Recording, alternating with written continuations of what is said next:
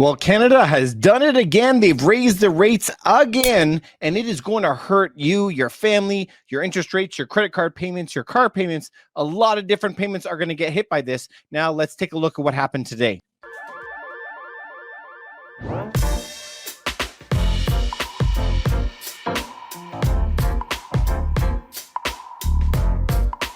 All right, you guys, we're going to be talking about the interest rate that went up today. We're going to jump straight into the articles and we're going to take a deep dive into what's happening with the Canadian interest rate, how it's going to affect you, and how you can prepare for this moving forward.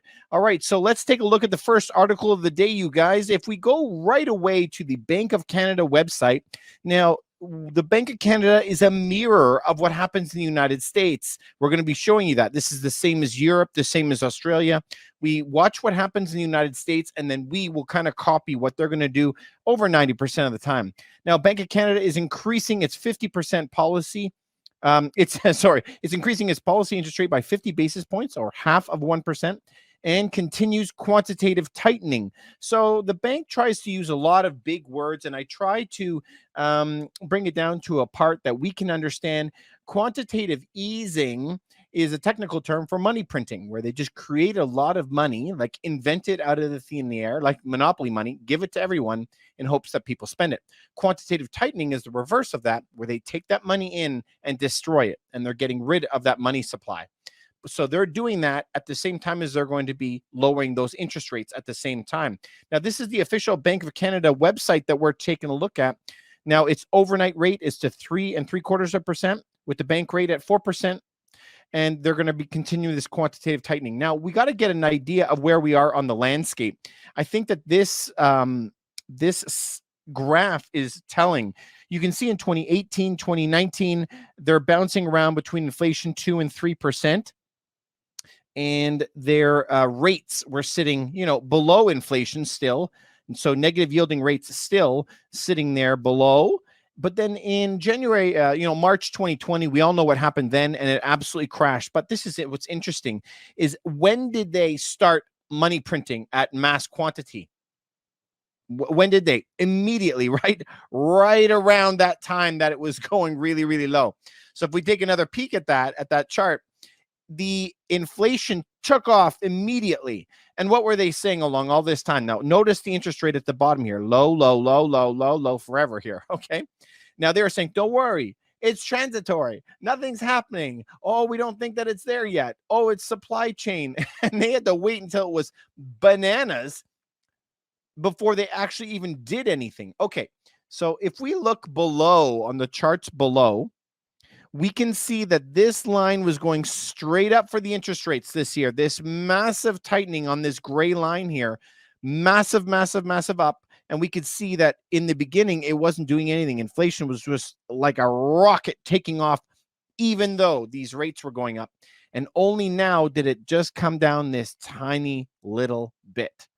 So it's starting to work, but they said they will continue to raise those rates up and up and up and up, until that this red line gets all the way down to 2%. So a couple key takeaways that you have to understand by that is that the Federal Reserve in the US, or the Bank of Canada, the Bank of England, Bank of Australia, Bank of Japan, they all have a credibility issue. You remember when you were on the schoolyard and you were like hanging out with all the kids? These guys have been wrong a lot. Oh, don't worry, we're going to print money. It's not going to hit the economy. Oh, yeah. Then what? Oh, there's not going to be inflation. And then there was. And then, oh, well, it's going to be transitory. Don't worry about it. And then the supply chain, they have been wrong every single time they've spoken for a long time. So they have to get something right to get some kind of credibility, right? They're making some big problems. Second big takeaway is, when we are looking at these interest rates, it takes a long time usually for things to really show up in the market where everybody notices them. Of course, economists, macro people who are looking at these charts knew that inflation was taking off immediately when they started printing money. But how long did it take for the real psyche of the people, of the countries, to actually start complaining about it? It actually took like a year and a half for it to show up. Remember, the reverse is true. When the interest rates are going up and up and up and up, it could take up to 2 years for all of that effect to show itself in the market. We are fresh into this, we're 6, 7, 8 months or whatever into this rate hiking season. So it could take a whole other year before we see all the damage that is done there. I'm talking to people every day that are telling me that they have weeks left, months left, because their savings are dwindling and they're having to rely on credit. That's a big problem. Okay, so let's look at why do I say that we follow what happens in the United States first, you guys. So let's take a look at this chart right here. This is the chart. If we go look at the Bank of Canada website, what their interest rate hikes have been, and you have seen that they have raised it 0.25%, then half, a full percentage point in July, 0.75 and 0.5. Now, I am surprised that we only raised it 0.5%. We usually match pretty close to what the United States do, but look at that raise in interest rates on the chart. Absolutely crazy. Now, you see where we're sitting right now at 3.75. Now, let's take a look at the United States. The United States is sitting at 3.25 right now, but you can also see that since the beginning of the year, it's just been rocketing upwards.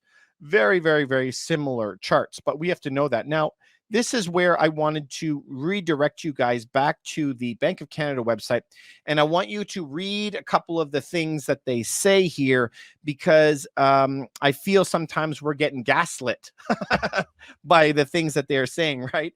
So I have some things that I put in yellow here. In the last 3 months, CPI inflation has declined from 8.1 to 6.9. Of course, they have to say something to make themselves look good, right?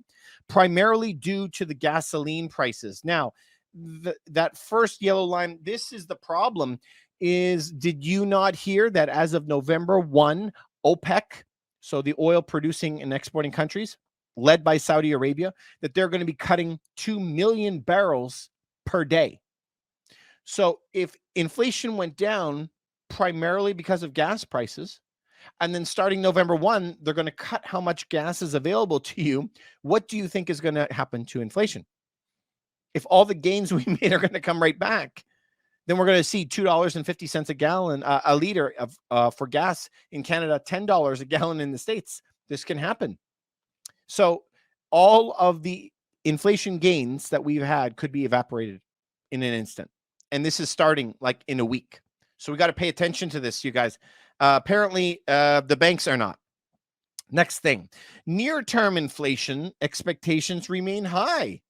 So even though the interest rates are bananas, near-term inflation expectations remain high, increasing the risk that elevated inflation becomes entrenched. Now, I kind of get pushback. I don't like that word entrenched, because every time that you've heard the Canadian central bank talk about that, the American, the European, they're like, well, it's all our fault. It's our fault, because if me and you going to buy eggs at the store believe that eggs will be more expensive in 3 months, like we'll stock up now. And that's causing the inflation, because we're going to buy today rather than buy tomorrow. Now, I get frustrated when I hear that, because the reason that we are facing rampant inflation all around the world is because the response from all the countries was to print trillions of dollars, which caused the inflation. But now the problem is us, because we wanted to buy something, right? And they all say it's in our psyche, it's our problem. So I don't like that very much. But they also say once it gets entrenched and it's in our minds that everything is going to become more and more expensive over time, we keep that pattern, and it's hard to break that pattern in from a public standpoint. I do agree it takes a long time for that to get out. Lastly here, the bank expects inflation to ease as higher interest rates help rebalance demand and supply. I need you to read that again. Bank expects CPI inflation to ease as higher interest rates help rebalance demand and supply. Now, that is a completely wrong statement. 1,000%. Now, David, how can you say that? Bank of Canada is saying that? Listen, you guys, interest rate hikes, all it does is take money out of your pocket, charge you more for your mortgage, and then guess what? You have no dollars left over at the end of the month, so you can't go buy anything. So is that a demand or a supply side? It's destruction of the demand side. If I have no money to go buy anything, well, there's no demand anymore. So my beef is that they're saying the word supply. It doesn't affect supply at all. If there are no bananas in the store, they've now made bananas $10 a banana and nobody can afford it. So they're like, you see, there's still some bananas on the shelf. So that affects demand. It doesn't affect supply. If we want prices to come down, we need millions of bananas on every shelf, and then the prices come down. Remember, supply and demand. That's economics 101. We learned that our first day. You know what I mean? So this is what it doesn't rebalance supply and demand. It rebalances demand. That's it. Okay. Supply is the stuff. If you want to buy stuff, I don't care if it's diapers, clothes, gas, houses, cars. It doesn't matter what it is. If you need stuff, you need more stuff, right? The answer isn't to make all the stuff super, super expensive, and then we have no stuff left, right? This is what Elon Musk talks about all the time. All right. So that is incorrect. Price pressures from global supply disruptions fade, and the past effects of higher commodity prices dissipate. I need you just to read that with me again. The bank expects inflation to ease. It's going to get better. No inflation anymore. Next line, price pressures from global supply disruptions fade and the past effects of high commodity prices dissipate. Okay, but what does that mean, you guys? That means that we're going to go back to 2019, just the way it was, when things were just moving along safely. All the supply chain, of course, Russia is not going to be at war, with Ukraine. The world is not going to be in a financial massive heart attack that we're in right now. Of course, all the world's countries that are banning the export of food, banning the export of any type of fertilizer, that's going to be solved altogether. There's not going to be no more trade tariff, currency war at all with China. All the BRICS countries, Brazil, Russia, India, China, and South Africa. Now Argentina is joining it, and Saudi Arabia might be joining them. Of course, that'll all be rectified too. To say that sentence right there, I think is, I don't know, hopeful at best, delusional at worst.